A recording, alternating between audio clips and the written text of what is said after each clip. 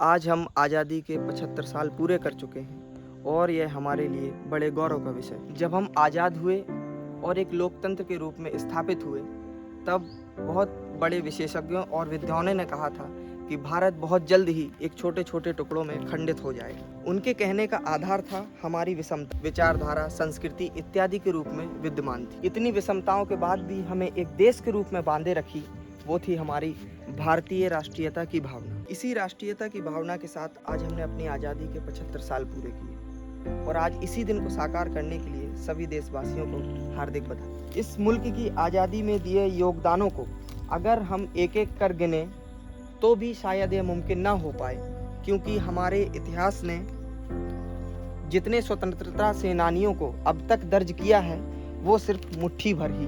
न जाने कितने लोगों ने अपने प्राणों की आहुति दी।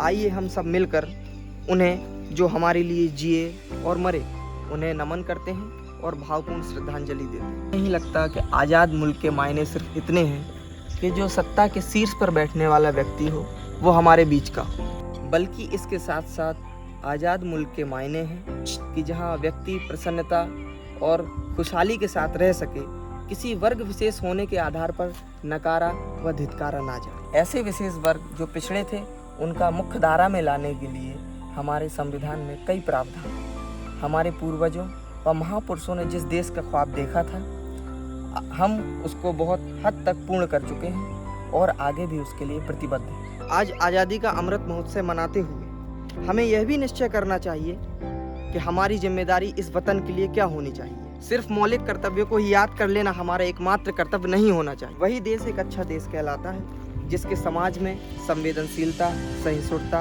एकता, भाईचारा और अपने देश के प्रति निष्ठा का भाव चरम पर हो। आइए हम सब इस पर्व के मौके पर एक संकल्प उठाते हैं कि हमारा एक एक कदम इस देश को पुनः सोने की चिड़िया बनाने की ओर होगा।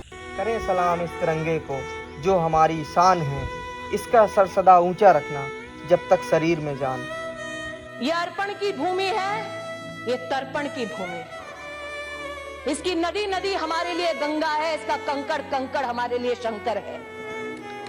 हम जिएंगे तो इस भारत के लिए और मरेंगे तो इस भारत के लिए, और मरने के बाद भी गंगा जल में बहती हुई हमारी अस्थियों को कोई कान लगाकर सुनेगा तो एक ही आवाज आएगी, भारत माता की जय।